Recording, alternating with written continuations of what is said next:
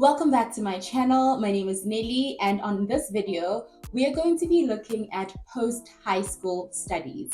This is for students who have graduated from matric, and this year they will be starting their qualifications at either a university, a college, or a technicon.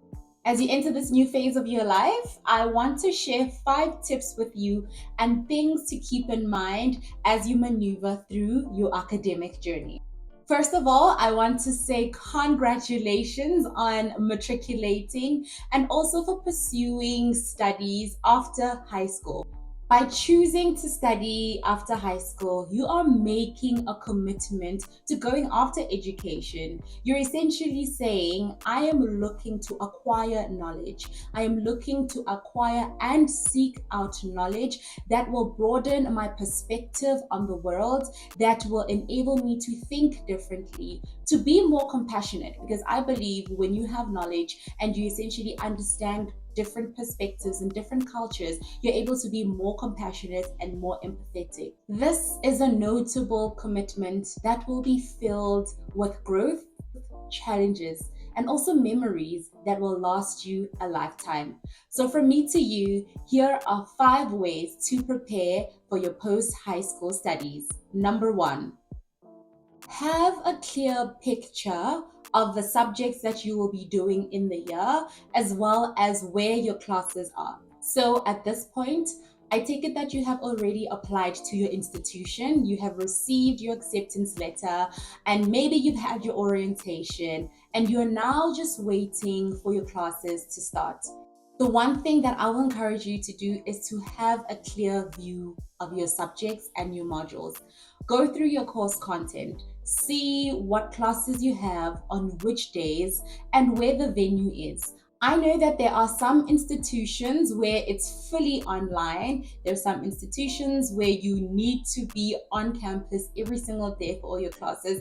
And maybe some institutions have also introduced a hybrid format where some classes are online and others are in person. For those classes that you need to be in person and actually go to the lecture hall, I would encourage you to take time off your day to go to your institution and go find your lecture hall. I believe this will help in so many ways because number one, the first day when you actually have to go to class, you don't need to worry or panic in the morning about getting there super early. By going to see where your lecture hall is before your classes actually start, you will feel more comfortable because you will know where you need to be and at what time. So number one, make sure you take the time to go through your modules, see what course content you are going to be covering throughout the year, and take the time to actually go and see the venue where you'll be learning from.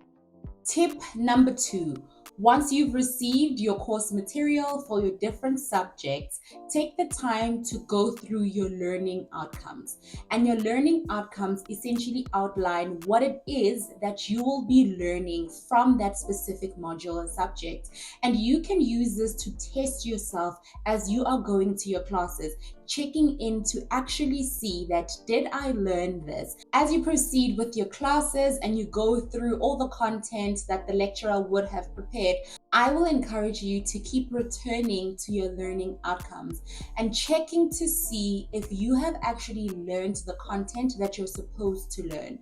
Have you acquired the knowledge that is associated with the subject that you are learning? And do you know what you are studying? And have you achieved the set outcome? Tip number 3 is read, and read some more.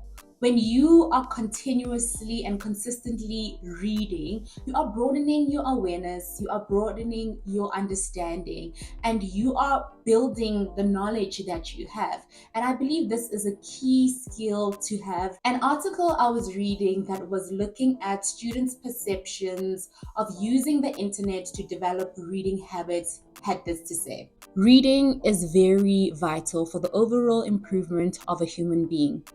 According to Chetri and Roots 2013, reading affords experience through which an individual may enlarge his horizons of knowledge, identify, spread, and increase his awareness, and advances a deeper understanding of himself, of other people, and of the world.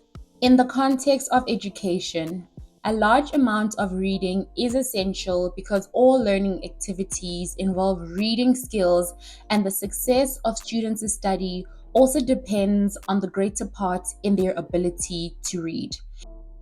If you go down two sentences, it says, the more students read books, the more successful they will be in learning. The last sentence of that paragraph, which is also important and I want to highlight, is people with good reading habits tend to score better on all kinds of tests. The fourth tip to prepare for your studies is managing your time. Time management is very important when you are going to be pursuing post high school studies. You definitely cannot be studying all the time, every single second of the day.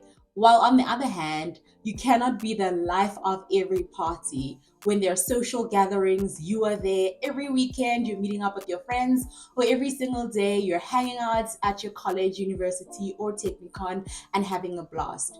You will need to actively allocate your time for all the parts of your life.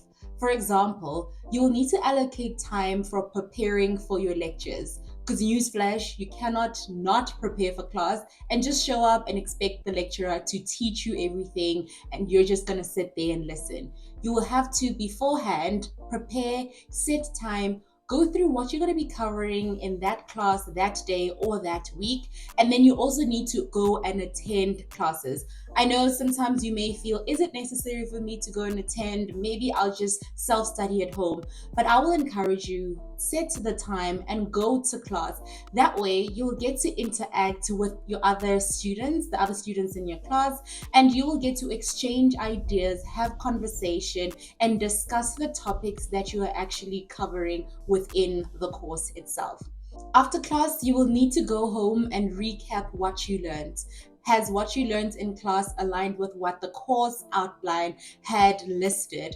And are there some gaps in your understanding? Or is there someone in your class that you might have to reach out to better understand concepts that may not necessarily be clear to you? Time management is very important in your life. And I think it's also important, yes, when it comes to their studies and the content that you're covering, but it's also very important to build and nurture the relationships that you have. This brings me to our fifth and final point. The final point on how you can actually prepare for your studies is you need to consciously think about how you are going to build and nurture relationships. Yes, these are relationships like your family, your friends that you had before you actually went into your institution. But you also need to think about the relationships you want to build while you are studying. I mean, you're going to be at your institution for how long? A year, 2, 3, 4, maybe even 5 or more. So it's important that the people that you are going to be interacting with on a daily basis, you are consciously deciding who you want to keep into your life, who you want to nurture as a friend. The people that you're going to meet on your first day, your first week, and maybe even your first year are likely to be the friends that you will keep for life. These are the people that will see you through the different phases and stages of your life. They will be your biggest cheerleaders. They will be the people that encourage you to pursue challenges that you feel you aren't necessarily there for. And these are the people that will help you excel in your academic achievements and your academic studies. While you're at your institution to get your qualification, you are also there to make lifelong connections, connections that will serve you personally and professionally. So take the time to meet new people and to open yourself up to new experiences. I'm eager to know how your first day went, so please let me know in the comments what the highlight was of your first day, maybe even your first week. Until next time, have a blessed day.